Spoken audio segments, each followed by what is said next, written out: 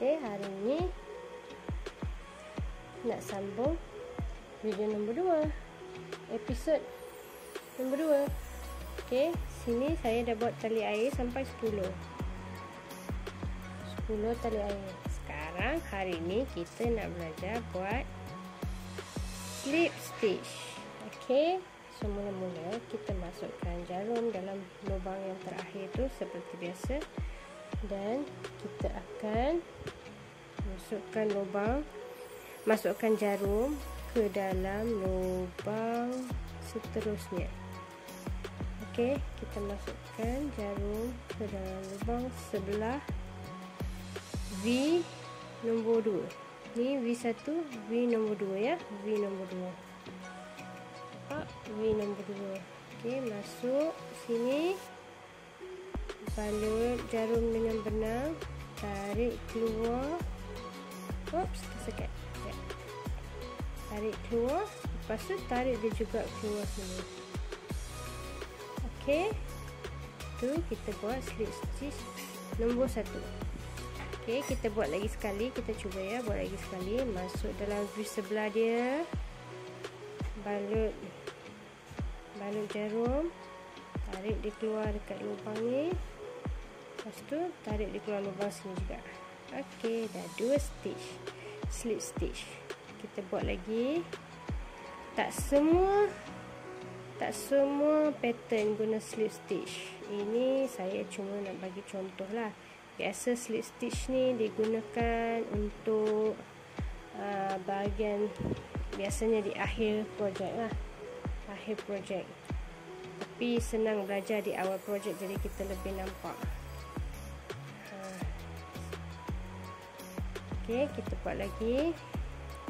Masuk sini, balut jarum, keluar balik dekat lubang yang sama, keluar balik lubang lagi satu. Masuk slip sini dan tarik dia keluar. Masuk lagi, tarik dia keluar. Nampak ke? Jelas tak? Kalau tak jelas, boleh bagi tahu dekat komen. Saya akan ulangnya buat video nombor 2 ni. Sini benang saya dah. Oops, keluar sini.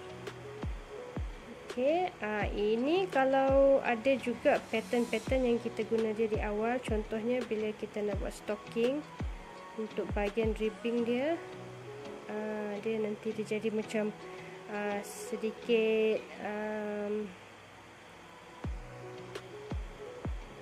macam stretchy lah, sikit aja dia boleh tarik-tarik.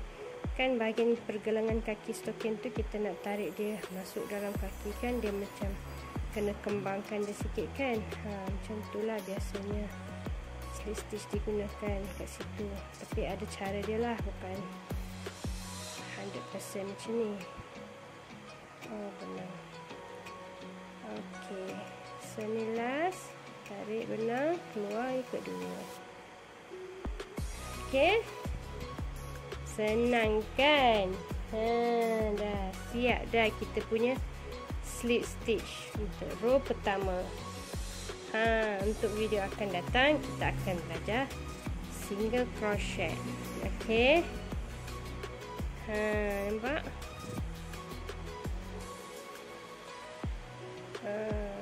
Ni sebelah sini boleh nampak dia punya V all the way. Okey, itu saja untuk video kali ini. Kita sambung lain kali. Jangan lupa like, subscribe, okey, untuk dapatkan video seterusnya. Terima kasih. Bye. Assalamualaikum.